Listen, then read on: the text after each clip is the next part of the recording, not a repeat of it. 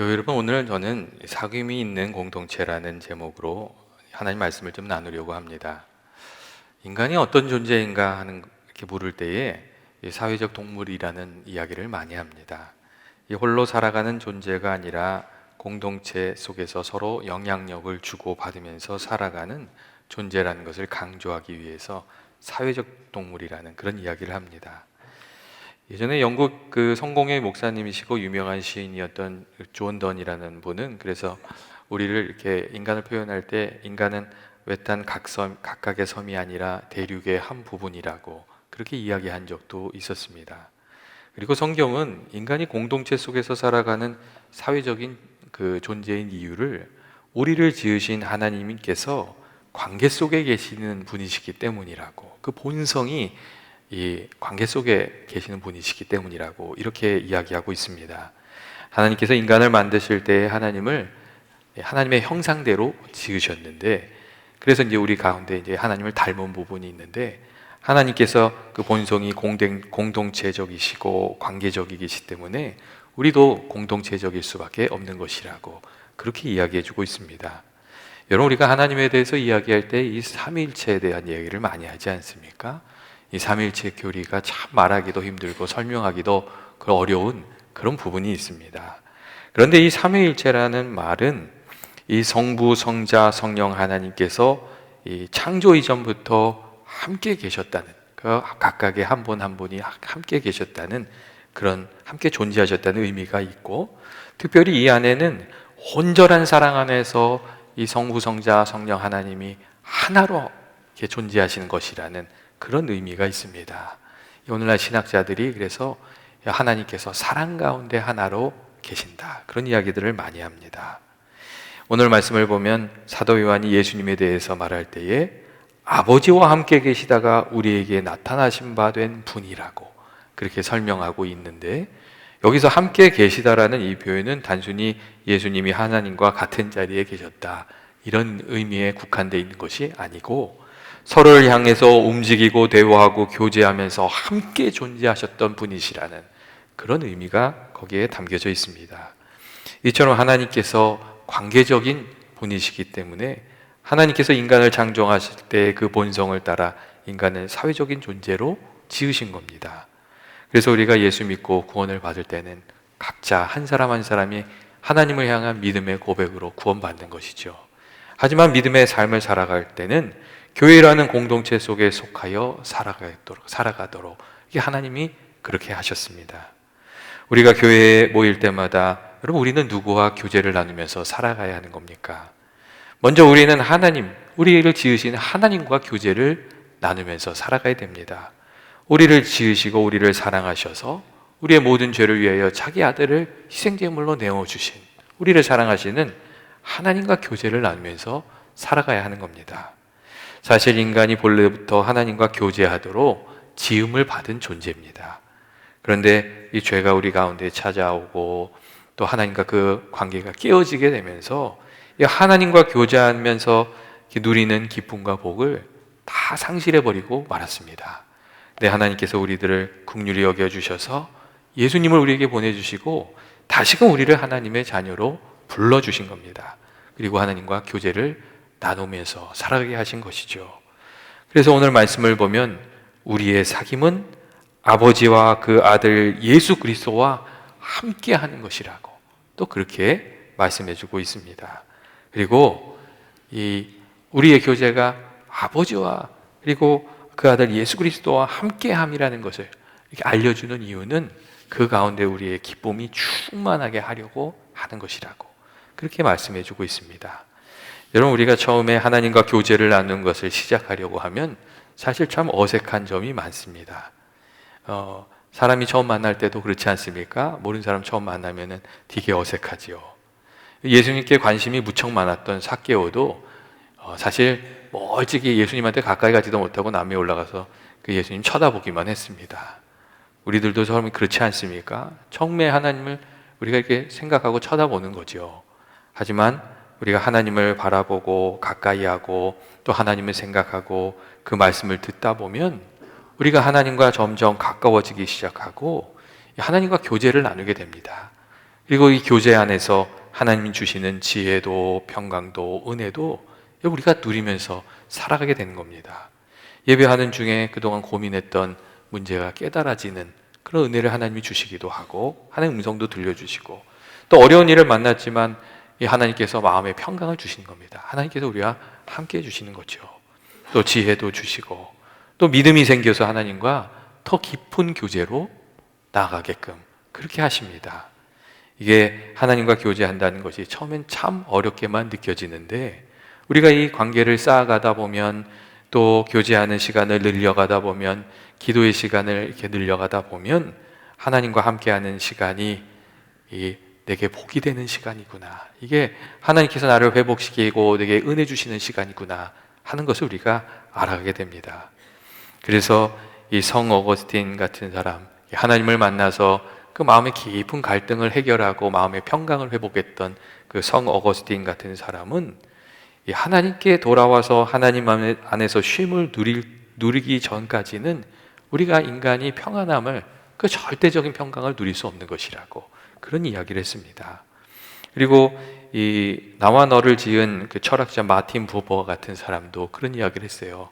사람들이 주변에 있는 사람들과 좋은 관계를 맺으면서 살아가지만 인간의 깊은 곳에는 그 빈 자리가 있다고, 그것을 채워줄 수 있는 분은 하나님밖에 없다고, 하나님과의 관계가 이렇게 깊어질 때 우리 안에 있는 그 빈자리들이 채워지는 것이라고 그런 이야기를 해주기도 했습니다. 여러분, 믿는 이건 믿지 않는 이건 하나님이 채워주셔야 하는 그 자리가 있는 겁니다. 여러분, 우리가 날마다 하나님과 친밀한 관계를 맺으면서 살아가려면 여러분 어떻게 해야 되는 겁니까? 하나님을 가까이 하고 하나님이 기뻐하시는 것과 싫어하시는 것을 잘 분별해서 하나님이 기뻐하시는 쪽에 저희들이 거하면서 살아가야 하는 줄로 그렇게 생각합니다. 하나님 싫어하시는 일을 하면서 하나님과 가까워지기가 어려운 것이죠. 그렇기 때문에 사도 요한은 요한일서에서 이 하나님과 친밀한 관계를 누리면서 살아가는 방법을 이렇게 계속해서 이야기해 주고 있습니다. 먼저 요한일서 1장 5절 말씀을 보면 하나님의 성품에 비추어서 우리가 어떻게 하나님과 친밀한 관계를 누릴 수 있는가 하는 것을 알려주는데, 여기에 보면 하나님은 빛이시라고, 만일 우리가 하나님과 사귐이 있다고 말하면서 어둠에 거하면 거짓말을 하는 것이라고 그렇게 말해주고 있습니다. 이게 무슨 말이에요? 하나님과 가까이 하면서 살아가려면 우리 마음속에 있는 어둠에 속한 것들은 좀 버리면서, 잘못된 것들은 좀 내려놓으면서 살아가야 한다는 그런 말씀이죠. 그리고 이렇게 한 가지 한 가지 바로 잡을 때마다 하나님이 가까워지는 것이라고 그렇게 말해주는 겁니다. 또한 요한일서 3장 24절 말씀을 보면 사도 요한이 이런 얘기도 해요. 하나님의 계명을 지키는 자는 주 안에 거하고 주는 그 안에 거하신다 하는 말씀을 해줘요. 이게 무슨 말씀이에요? 하나님과 친밀한 관계를 누리려면 하나님의 말씀을 지키면서 살아가야 한다는 그런 말씀이죠. 여러분, 하나님께서 이렇게 주시는 말씀에 순종해 보신 적 있으십니까?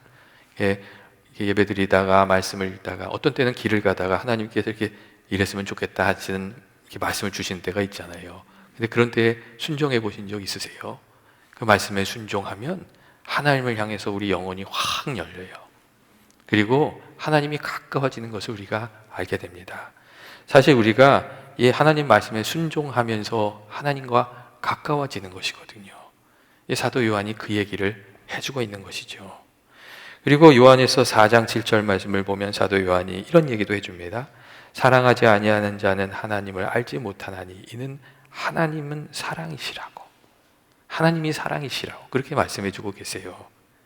그러니까 이 하나님이 사랑이시기 때문에 이 사랑을 나누며 살아가는 이들이 하나님과 가까이 이렇게 친밀한 관계를 누리면서 살아가게 되는 것이라고, 하나님 또 그런 이들을 가까이 해주시는 것이라고 그런 이야기를 해주고 있습니다. 믿는 이들에게 주시는 가장 큰 특권이 사실 하나님과 친밀한 교제를 누리면서 이렇게 살아가는 겁니다. 그 안에서 이렇게 은혜를 누리면서 사는 것이죠. 그래서 그 비밀을 잘 알았던 아브라함이 늘 하나님을 가까이 하면서 살았고, 또 요셉도 고난 중이지만 하나님을 경외하면서 살았고, 또 다윗도 그 인생에 어려움이 많았지만 늘 하나님을 가까이 하면서 살았습니다. 오히려 이 고난이 찾아올 때, 어려운 일이 찾아올 때에 하나님을 더 가까이 하면서, 하나님을 더 간절히 붙들면서 그렇게 살았습니다. 하나님이 가까이 하는 것, 하나님이 함께 하시는 것이 그 삶의 복이라는 것을 그들이 아주 확실하게 알았기 때문에 그렇습니다. 여러분, 우리가 교회로 모일 때에 누구를 먼저 배워야 되겠습니까? 여러분, 예배의 자리에서, 기도의 자리에서 이 하나님을 먼저 만나고 하나님을 늘 가까이 하는 저와 여러분 되시기를 원합니다. 그리고 또 성경을 보면 그런 말씀이 있잖아요. 하나님이 사람을 찾으신다고 해요. 어떤 사람? 하나님을 찾는 사람, 하나님을 경외하는 사람, 하나님을 예배하는 사람을 하나님이 찾으시고 만나주신다고 그렇게 말씀하십니다. 이 하나님을 이렇게 간절히 구하면서 살아가는 중에 이 하나님을 알게 되고 하나님과의 교제가 깊어지는 은혜가 저와 여러분에게 있기를 원합니다. 둘째로, 우리가 이 교회로 모일 때마다 이 하나님의 이 형제자매 된 다른 성도들과 사실 우리가 귀한 믿음의 교제를 나누며 살아야 됩니다. 하나님께서 우리를 하나님의 가족으로 부르셨고, 하나님의 가족으로 부르셨어요. 그리고 서로 섬기는 중에 하나님이 주시는 풍성한 복을 누리면서 살아가도록 그렇게 이 시스템을 짜 놓으셨기 때문에 여러분 그렇습니다. 사도행전에 나오는 초대교회에 그 사실 흠이 없고 사회적으로 존중받고 그런 사람들이 모인 게 아니었습니다. 사실 이 초대교회 사람들이 모인 사람들은 오히려 세상적으로 보면 부족한 사람들이었죠. 하지만 세상에 초대교회가 미친 영향력이 결코 작지 않습니다. 지금도 가장 이상적인 교회가 어떤 교회야 그러면 초대교회 얘기를 하잖아요. 여러분, 어떻게 이 부족한 사람들이 모여서 그런 이렇게 강한 영향력을 미치는 그런 교회를 이루었을 수 있었겠어요? 그들이 가졌던 영향력의 비결은 그들이 주님을 중심으로 모인 은혜의 공동체였다는 것에 거기가 있습니다. 다시 살아나신 예수님을 만났고 예수님의 사랑과 능력을 체험한 이들이 함께 모여서 신실하게 주님을 섬기면서 살아가려고 했기 때문에 그 안에 세상이 무시할 수 없는 그런 능력이 있었습니다. 이 3절의 말씀을 보면 사도 요한이 우리가 보고 들은 주님을 너희에게 전하는 이유는 너희로 우리와 사귐이 있게 하려 함이다 하는 말을 하고, 그 결과 우리 안에 기쁨이 충만하게 하려는 것이라고 그렇게 이야기하고 있습니다. 예수님을 알게 되고 복음을 알게 된 이들이 함께 믿음의 교제를 나누면서 기쁨을 누리면서 예수님을 증거하면서 살아가고자 우리가 이 복음을 나누는 것이라고 그렇게 이야기해 주고 있습니다. 여러분, 우리가 예수님을 알고 또 은혜를 받게 되면 여러분 그 은혜를 나누게 되지 않습니까? 예수님에 대해서 받은 은혜를 나누고 싶은 그런 마음이 우리들에게 다 생깁니다. 그리고 또 다른 사람이 이렇게 은혜 받은 이야기를 들으면 내가 받았던 은혜가 다시금 생각나가면서 마음이 이렇게 좀 막 뜨거워지고 그런 있지 않습니까? 이 서로가 서로에게 믿음의 격려자가 되고 또 힘이 되게 해주셔서 믿음 생활하도록 하나님이 하시는 겁니다. 믿음 생활하다가 때때로 어려운 일들이 찾아오면 믿음이 흔들리고 또 마음이 차가워지고 이런 그럴 때도 있습니다. 하지만 그때 이 서로의 믿음의 간증을 나누다 보면 이 약해졌던 그 믿음을 다시금 우리가 지킬 수 있고 회복할 수 있게 되고 그 가운데 다시 힘을 내서 우리들에게 주어진 어려운 상황도 이겨내게 되는 줄로 그렇게 믿습니다. 하나님이 그렇게 하기 위해서 우리를 하나님의 자녀로 부르실 뿐만 아니라 하나님의 가족으로, 공동체로 불러주시는 겁니다. 서로 약해질 때마다 믿음의 격려자가 되도록 이렇게 예수님의 증인으로 함께 세워져 가도록 하나님께서 우리를 이렇게 공동체로 부르고 계시는 겁니다. 또한 하나님께서 성도들이 서로 사랑의 교제, 믿음의 교제를 나누면서 살아가게 하신 뜻은 서로가 힘이 되어서 축복의 통로가 되고 예수님 말씀하셨던 것처럼 복되고 풍성한 은혜의 삶을 살게 하려고 하시는 뜻이 거기에 있기 때문에 그렇습니다. 제가 예전에 읽었던 글 중에 질문으로부터 시작하는 글이 하나 있었어요. 그 질문이 어떻게 되어 있었냐면, 만약 우리가 나무가 될 수 있다면 나무들이 빽빽하게 들어차 있는 숲속의 나무가 되는 것이 좋을까? 아니면 공원에 유이 홀로 서 있는 나무가 되면 좋을까? 하는 질문이었어요. 그리고 그 글을 쓴 분이 이런 얘기를 했어요. 왠지 숲속의 수많은 나무들 중 하나가 되면 경쟁이 너무 치열할 것 같고 다른 나무들과 적당히 떨어져 있는 공원의 나무가 되면 좋을 것 같다 하는 생각이 든다는 거예요. 근데 이 이야기를 쓰고 그분이 이렇게 마지막에 글을 쓰고 있었어요. 사람들이 생각은 그렇게 하는데 실제로 숲속의 나무들은 서로 경쟁을 하는 것이 아니라 서로를 지켜주는 안전망을 이루면서 살아간다는 거예요. 그리고 이 서로 영양분을 나누면서 이렇게 살아간대요. 그리고 서로 지켜주면서 산다는 거죠. 이 나무가 한 그루만 있으면 혼자서 비와 바람과 뜨거운 햇살을 꼼짝없이 다 받아내야 하는데 나무들이 함께 서 있으면 더위와 추위를 함께 막으며 습기를 유지하며 영양분을 나누면서 보다 건강하고 오래 살 수가 있다는 거예요. 그러면서 마지막에 그런 얘기를 하더라고요. 나무들은 홀로 있는 것보다 함께 있는 것이 복이 된다는 것을 알고 있다고 그 이야기를 하고 있었습니다. 그런데 하나님께서 우리를 믿음의 공동체 안에 살게 하신 이유도 여러분 마찬가지가 아닙니까? 홀로 거친 세상에서 살지 않게 하시고 함께 이기며 살아가게 하시려고 우리를 교회로 부르시고 믿음의 공동체로 부르시는 겁니다. 그렇기 때문에 성경에 보면 서로 하라는 말이 많이 있잖아요. 서로 사랑하라, 서로 격려하라, 서로 기도해 주라, 서로 채워주라, 서로에게 서로가 이 축복의 통로가 되어서 복된 삶을 살아가라고 그렇게 말씀해 주고 있습니다. 그리고 참 신기한 것은 주의 말씀대로 우리가 서로 하게 될 때에 하나님이 베풀어 주시는 플러스 알파가 거기에 꼭 있는 것 같아요. 내가 다른 이들을 이렇게 위해서 간절히 기도할 때에 그들의 아픔을 내 아픔으로 알고 하나님께 간절히 기도할 때에 하나님이 거기에 베풀어 주시는 플러스 알파가 있는 것 같아요. 그래서 어떤 분들은 그런 얘기도 하시잖아요. 하나님이 참 이상하게 내 기도하면 잘 안 들어주시는데 남의 기도하면 잘 들어주신다고 그런 얘기 하시잖아요. 그리고 내가 내 선물을 사는 것이 아니라 내가 누군가에게 선한 것을 베풀어 줄 때, 좋은 것을 부풀어 줄 때, 여러분 거기에도 하나님 주시는 플러스 알파가 있습니다. 이 플러스 알파를 가장 크게 풍성히 누렸던 사람 중에 하나가 고넬료라는 이방 사람이었죠. 그가 베푸는 중에 하나님의 은혜를 받았거든요. 그리고 서로 섬김을 나눌 때 거기에 주시는 하나님의 플러스 알파가 있습니다. 혼자서는 결코 누릴 수 없는 복을 하나님이 주시는 거죠.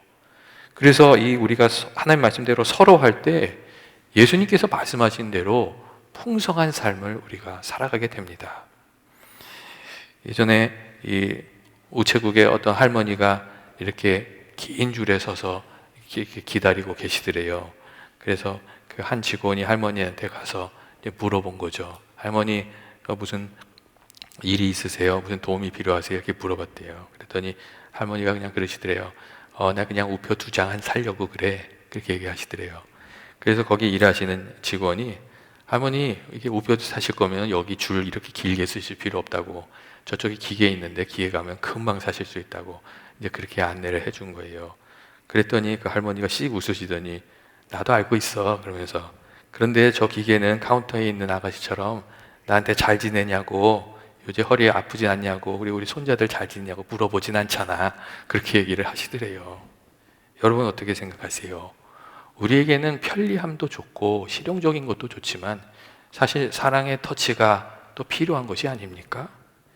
우리가 이렇게 사랑의 터치가 필요하기 때문에 하나님께서 우리를 공동체로 부르신 것이고 그 안에 주의 말씀도 나누고 사랑도 나누게 그렇게 하신 겁니다. 우리가 이렇게 기도하다 보면 하나님께서 또한 믿음의 사람들을 보내주셔서 그들을 통해서 하나님의 사랑의 터치를 우리에게 주시는 경우도 참 많이 있습니다. 그래서 하나님이 믿음의 공동체 안에 우리가 살아가게 하시는 것이죠. 여러분 우리가 초원에 모여서 믿음의 교제를 나누는 이유가 여러분 어디 있겠습니까? 하나님 말씀 나누고 은혜를 나누고 또 사랑을 나누고 기도를 나누려고 하는 것이죠. 성경을 보면 형제가 서로 연협하여 동거함이 어찌 그리 선하고 아름다운 거라는 그 말씀이 있습니다. 이 말씀을 통해서 사랑의 터치를 나누며 살아가는 모습이 하나님이 기뻐하시고 복 주시는 은혜의 모습이라고 그렇게 말씀해 주고 있습니다. 우리가 이제 또 초원 편성도 하고 다음 주부터는 주일 성경 공부도 시작하고 초원 모임도 다시 또 이렇게 시작하게 되는데 여러분 우리가 초원으로 이렇게 모일 때마다 먼저 말씀과 이 주님에 대한 그 이야기를 좀 나누고 또 믿음 생활도 좀 나누게 되고 그렇게 되시길 바랍니다. 이 세상 얘기만 나누는 것이 아니라 예수님도 나누고 말씀도 나누고 서로에게 믿음의 격려자가 되는, 그래서 이 철이 철을 날카롭게 하는 것처럼 믿음의 깊이를 서로를 통해서 깊이 더 내리게 되는 그런 은혜가 있게 되시기를 바랍니다. 그리고 우리가 그리고 모일 때마다 그 모임의 자리가 기도의 자리가 되면 참 좋겠습니다. 함께 나누는 기도의 자리에 주님이 함께 해주시고 또 은혜 베풀어 주시지 않습니까? 함께 기도할 때에 하나님이 주시는 여러분 귀한 은혜가 있습니다. 이 좋은 식구들이 함께 기도하는 중에 함께 기도응답도 받고 믿음의 간증도 같이 나누게 되는 그 귀한 은혜가 있게 되시길 바랍니다. 그리고 마지막으로 무엇보다 하나님의 사랑을 나누는 좋은 모임이 되게 해주시기를 바랍니다. 여러분, 사랑의 반대말이 미움이 아니라 이 무관심이라는 거 제가 종종 얘기 드리시죠. 사랑이 식으면 미워하게 되는 것이 아니라 무관심하게 됩니다. 여러분, 초원으로 모일 때마다 서로에 대한 관심을 나누고 또 그 가운데 사랑을 나누고 또 친절도 나누고 서로 좋은 것을 나누어서 예수님을 닮는 믿음의 성장도 이루고 하나님이 복을 주시는 귀한 초원도 이루어가게 되시길 주의 이름으로 축원드립니다. 하나님께서 우리를 가족으로 불러주셨잖아요. 좋은 가족이 되어서 하나님께 영광 돌리는 은혜가 올 한 해 우리 교회에 풍성하기를 주의 이름으로 축원드립니다. 같이 기도하시겠습니다. 사랑과 은혜가 많으신 하나님 아버지, 부족하고 연약한 저희들을 주님의 그 보혈의 은혜로 또 하나님의 가족 삼아 주시고 또 하나님의 가족이 되어 그 은혜의 울타리 가운데 살아가게 해주시니 감사합니다. 하나님 아버지, 날마다 저희들의 삶 속에 주와 나누는 귀한 교제가 있게 하시고 그 교제가 날마다 깊어지게 하여 주옵소서. 저희들에게 말씀해 주시는 그 말씀, 그리고 저희들에게 베풀어 주시는 은혜로 감사로 주님을 섬기는 저희들 되게 하여 주옵소서. 또한 주님께서 우리를 하나님의 가족으로 불러주셨는데 성도들과 함께 복된 교제, 사랑의 교제, 은혜의 교제 나누면 저희들이 되게 하여 주옵소서. 예수님의 이름으로 기도합니다.